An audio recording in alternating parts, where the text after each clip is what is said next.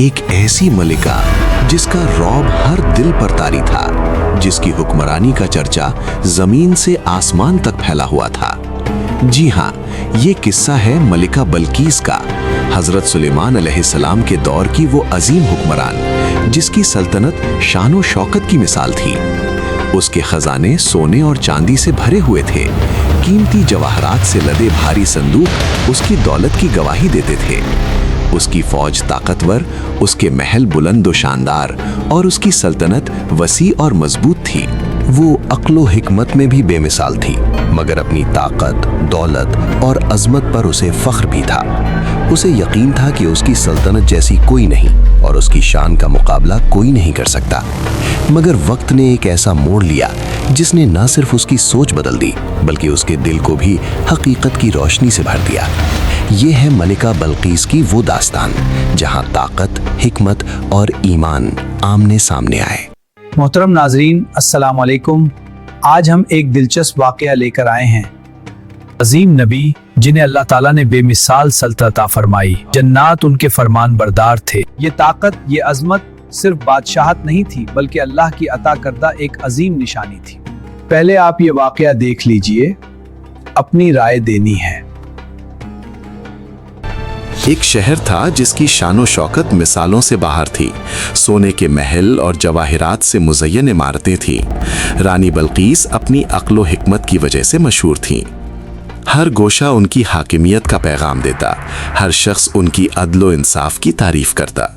कुरान में बल्कीस का जिक्र आया है, जो एक ताकतवर सल्तनत की हुक्मरान थीं, जो अरब से लेकर अफ्रीका तक फैली हुई थीं।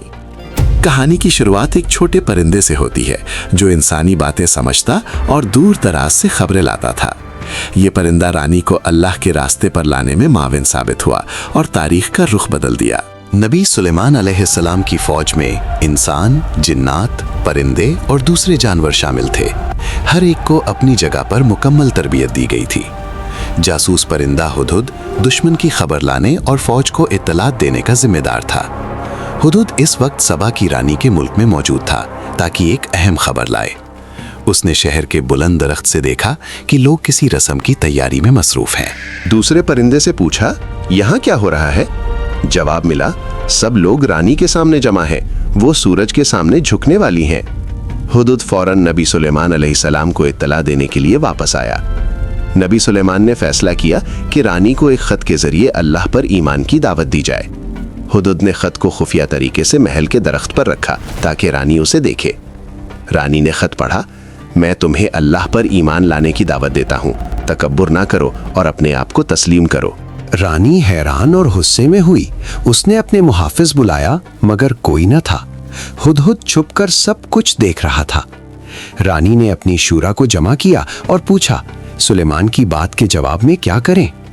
मशवरा आया, इंतजार करें, ये देखें कि सुलेमान क्या चाहते हैं, शायद वो अमन चाहते हैं। रानी ने खुद तोहफा तैयार करने का फैसला किया। सोना और जवाहरात इस्तेमाल हुए, सबसे शानदार और कीमती। तोहफा नबी सुलेमान के पास भेजा गया, मगर उन्होंने कबूल ना किया, बल्कि वापस भेज दिया। नबी सुलेमान ने अपनी फौज की ताकत दिखाई, जिसमें इंसान, जानवर और जिन्नात शामिल थे।